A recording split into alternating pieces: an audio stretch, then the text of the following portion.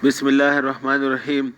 I'm Dr. Mohibullah Wazir, and the topic is the vertebrae. Look, the vertebrae are somewhat 33 individual bones which articulate with one another to join the intervertebral joint at the intervertebral disc. Look, this is the intervertebral cartilage.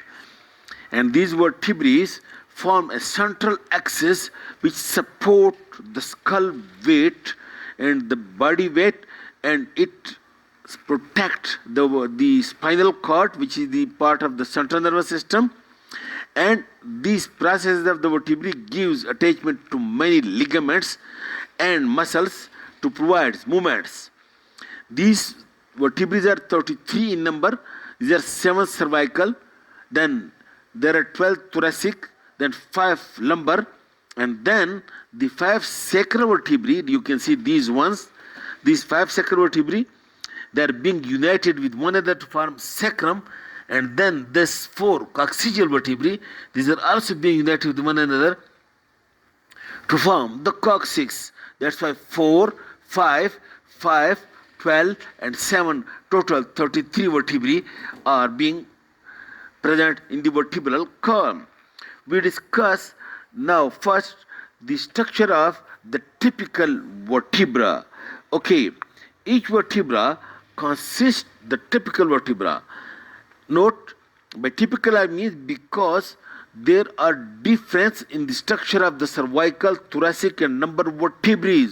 That's why we discuss one typical vertebra, which is the thoracic vertebra. Okay, each vertebra consists of this big body. Look, this is the body of the vertebra which faces anteriorly, and this body of the vertebra articulate with one another by this intervertebral disc. And when you take an X-ray, look, you can see the bodies, but the intervertebral disc, because it is a cartilage, that's why these spaces are empty in X-ray, because this is the intervertebral disc cartilage. And this body is the main weight-bearing part. Look, then extending posteriorly from this body are 2 processes.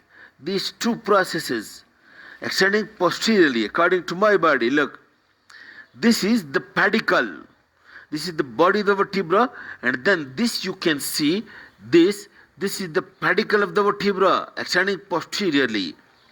And then look, the pedicle is attached to the body more nearer the upper part than to the lower part, and because of this reason over here an intervertebral foramen is being produced. Look, this one, through which the intervertebral nerves come out through this intervertebral foramen. Like this you can see, these are the nerves which comes out from the intervertebral foramen.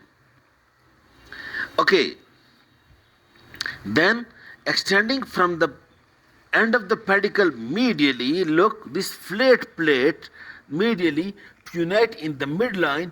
This flat plate is being called as the lamina. Look, this is one and this is another lamina, and the 2 unite with one another.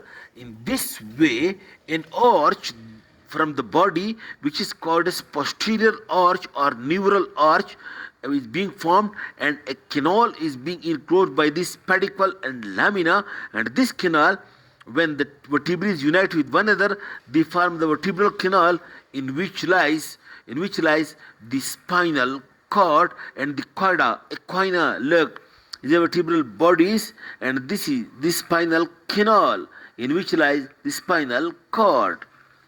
Okay, so in this way you can see this is the pedicle and this is the lamina.